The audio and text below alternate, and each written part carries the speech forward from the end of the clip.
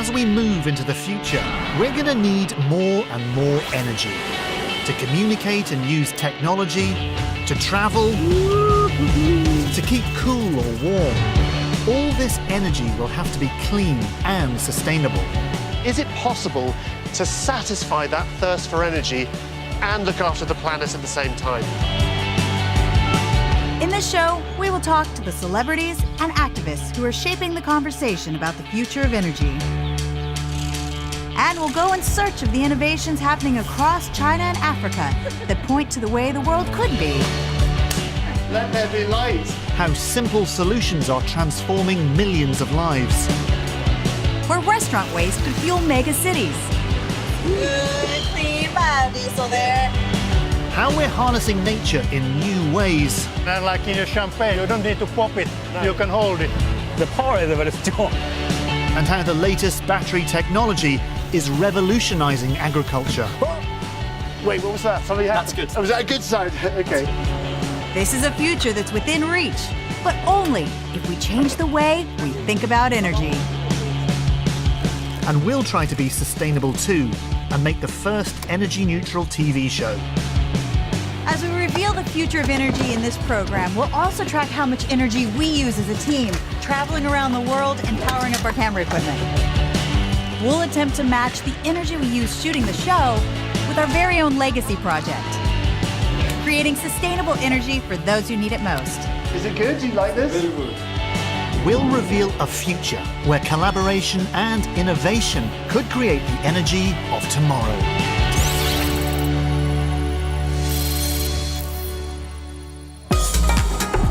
We're starting our journey in Shanghai, China.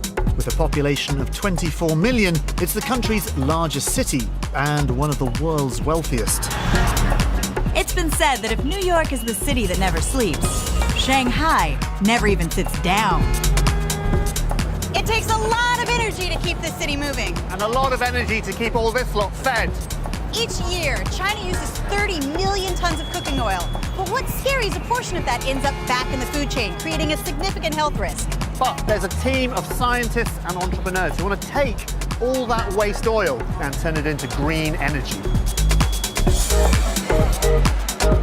A proportion of cooking oil sold in China is in fact illegally recycled. Some has even been reclaimed from the sewer.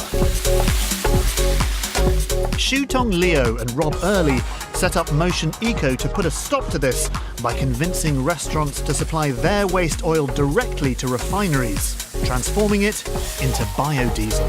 What's this stuff? They've invited us to sample the food at one of the hot pot restaurants they're working with. I'd like more food, please.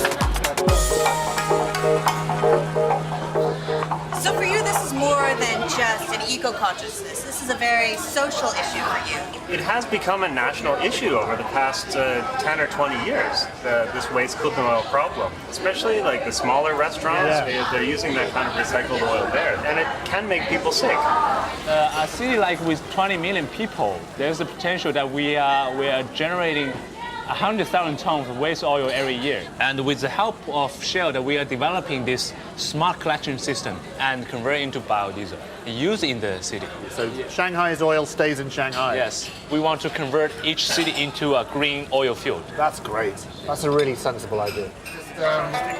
This delicious meal certainly wasn't made with recycled cooking oil. It's so good. But we've created a lot of waste. See, it's all the oil liquid, like this much oil. That's so much. Clean that up. Clean I it. know, it Clean really that up. does. Look. And it's very heavy. Head chef Mr. Zhao is happy that his oil will have an eco afterlife. 对的，必须的，这个是必须执行的。还有一个就是保证我们客人的安全。 Shutong and Rob take me to the refinery that they are working with, so I can see what will happen to all that oil. A little mini lab set up for us. Yeah, here's where we do tests. So what do we have here? You remember that we have the hot pot oil, the waste cooking oil, and we do some pre-treatment that remove all the impurities.